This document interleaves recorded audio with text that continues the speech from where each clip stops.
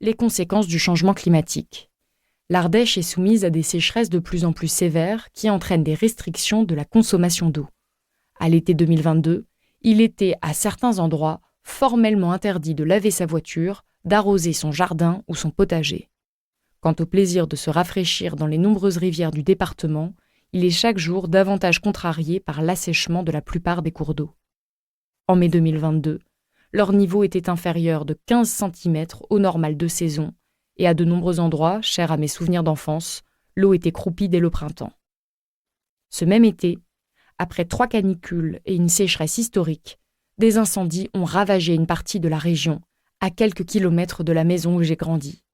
Cette dégradation très concrète et visible de mon territoire d'attachement n'a fait que renforcer mon intérêt de journaliste pour les thématiques écologiques. Mes prises de position à ce sujet suscitent parfois l'incompréhension de mes consoeurs et confrères. L'origine de mon indignation, notamment, interroge. Il faut dire que mon enfance en zone rurale, à la périphérie de la diagonale du vide, et mon arrivée tardive dans la capitale et dans le monde du journalisme ne sont pas la norme au sein de l'intelligentsia parisienne. Contrairement à beaucoup de mes collègues, je ne suis pas auréolée d'un CV doré par le nom des grandes écoles attestant du parcours d'excellence attendu dans le paysage audiovisuel français. Je n'étais pas particulièrement assidue au lycée et personne ne m'y a encouragée. J'ai longtemps pensé qu'exercer le métier de ses rêves n'était pas un objectif pour les gens comme moi. Ce n'était ni un problème, ni une source d'angoisse, puisque ce n'était même pas un sujet de discussion. Après des études en sciences politiques et en droit, que je jugeais plus à même de m'ouvrir les voies de l'insertion professionnelle, j'ai finalement bifurqué dans le journalisme. Mais pendant longtemps, j'ai souffert d'un puissant sentiment d'illégitimité. Même en faisant un stage au monde diplomatique, même en intégrant l'équipe de France 24 en tant que pigiste, même avec une expérience professionnelle conséquente, j'ai continué, des années durant, à passer des entretiens d'embauche dans d'autres domaines pour m'assurer un revenu au cas où tout s'arrêterait subitement. Alors, écrire un livre, après de nombreux mois de tergiversation à multiplier les entretiens et à me documenter, il me fallait un petit séisme pour vaincre cette peur paralysante de l'erreur. Le visionnage de cette altercation entre la jeune militante écologiste et l'actionnaire de Total Énergie a joué ce rôle. J'ai alors compris que cette indignation, loin d'être un obstacle, pouvait être un carburant.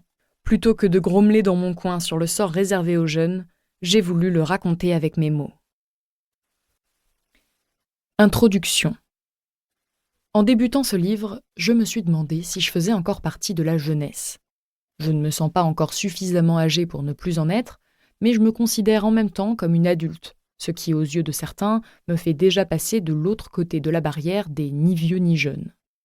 Ce qui est sûr, c'est que pour les plus âgés, j'en fais partie. Les seniors ne perdent jamais une occasion de me renvoyer à mon âge pour me discréditer. À tel point que j'ai développé 1000 stratagèmes pour le faire oublier, fatigué d'être confondu avec la stagiaire alors que je dirige le pôle économie de mon média. Fatigué, encore, d'être parfois interrompu sur mon propre plateau par certaines personnalités économiques ou politiques que j'invite, qui estiment pouvoir me faire la leçon parce qu'ils sont plus vieux que moi. On m'a par ailleurs longtemps affirmé que j'étais trop jeune pour traiter de sujets aussi sérieux et décisifs que la politique et l'économie. On accuse régulièrement mes analyses de péché par idéalisme, ce prétendu travers que l'on attribue volontiers, avec une bonne dose de paternalisme, à ma jeunesse. Un article de presse me décrit d'ailleurs comme une jeune journaliste qui brise le plafond de verre, interdisant normalement à une novice de donner son avis sur les grands sujets. L'auteur de l'article a bien saisi la problématique à laquelle je suis confrontée chaque jour. Car le souci n'est évidemment pas, au fond, le peu de crédit que certains prêtent à mes paroles, mais bien plus les comportements systémiques qui transparaissent dans mes difficultés. Je suis jeune, donc mon avis compte moins. Et parce que je refuse d'être moins entendue pour cette raison, parce que je tente de m'imposer malgré tout, je passe au mieux pour une audacieuse, au pire pour une impertinente. Sur les plateaux de télévision ou dans la vie, on disqualifie sans cesse mon discours, en m'indiquant que je ne dirai plus la même chose dans quelques années, manière de nimber mes convictions de cette naïveté fougueuse que l'on prête à la jeunesse. Cette jeunesse, toujours cette jeunesse à laquelle on m'assigne comme si c'était une tare. Si bien que j'ai fini par ressentir de l'intérieur le discrédit accordé à la jeunesse dans ce pays.